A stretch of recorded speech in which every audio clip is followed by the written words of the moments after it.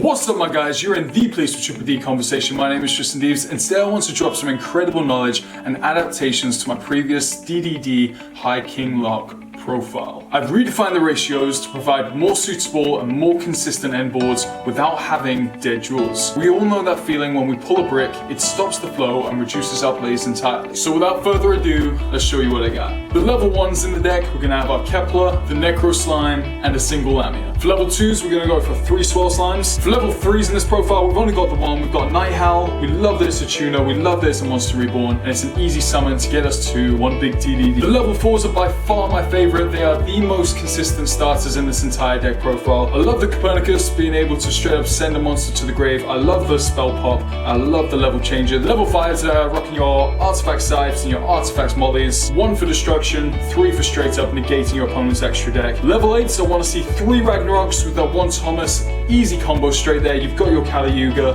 Ragnarok just amplifies every single play. It's using most 3-card combos and can also pop off almost any monster from the board with its banishing effect as well. For the last of the monsters, we've got a Go Triple D Divine Zero King Rage. For the spells, we're sticking with 3 Contract with the Gate. You'd be silly not to. You've always got to have that Dark Contract with the Swamp King. Easy fusion summons from your hand, field, or graveyard, as well as that Artifact Ignition at 2. It gives you the ability to pop your own contracts or pop a spell trap, artifact monster, special summoning into your field. For the generic traps, I want to be seeing that Triple D Contract Change as well as the Dark Contract with the Witch. Having these two is absolutely phenomenal because we can utilize it with your trap trick, but also they can be utilized for Dark Contract with the Witch to simply destroy an opponent's monster if kept in hand. As I previously mentioned, we've got that trap trick. We're only going to have 2 copies of it. We've also got Artifact Sanctum. Unlike Ignition, this straight up summons an artifact monster instead of just setting it in your spell trap zone. So this is so much more powerful. I want to be seeing this first turn,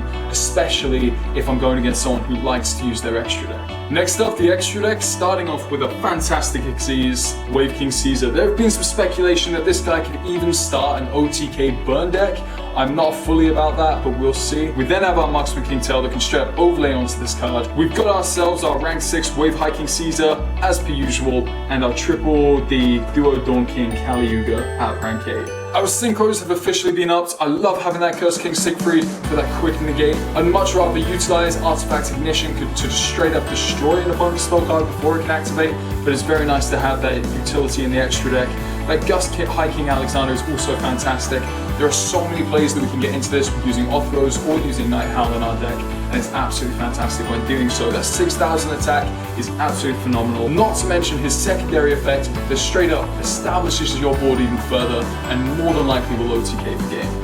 Coming up next, we have our fusions. You have the Triple D Flame King Genghis, the Triple D Flame High King Genghis, and your Triple D Wave Oblivion King Caesar Ragnarok. I think all of these are absolutely phenomenal and I love the ratios. The only downside is having 3 Flame King Genghis really limits you to what you can do, but if you get ashed, if something happens, if you get negated, having an extra one of these guys in your deck is not the end of the world. Now 1000% you need to drop that no-name Gilgamesh into your deck profile. You need your shifted name Gilgamesh, and if you have a plain Gilgamesh just chilling about, why not smack that in as well? Most of your combos, if not all of them, are going to require 3 of these bad boys. Now I've also got that Artifact Dagda. It's absolutely phenomenal in testing. It's outperformed any of my expectations. A massive thank you to Zephyr Wargames once again for pulling this madness out of the bag. Now the 3 biggest changes that you may see from this deck profile have come from the Artifact Scythe, the Night Howl, and the ratio of Wave High King Caesars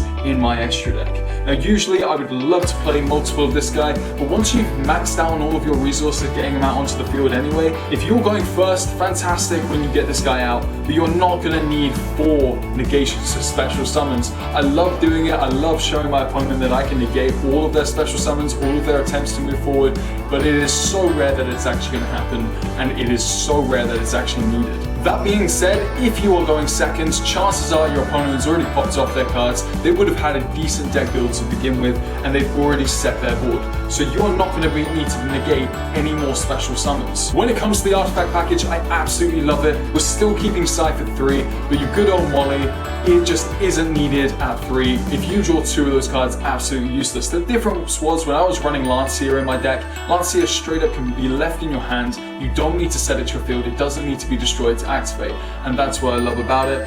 But when you're utilizing this deck profile, you just realistically want to go for that scythe, you want to block that extra deck, and that's the end of it. Occasionally, yes, using Molly is great to straight up destroy your opponent's monster, or even pop off one of your own cards, whether it's a contract or whether it's another artifact to carry on playing for turn, or even going for your artifact dagger. But it just straight up isn't needed in the multitude that it is, as it ends up bricking your hands more often than not. And last but not least, Night Howl. Now, I've been playing a lot, and I mean a lot of Duel Links in the past couple of days.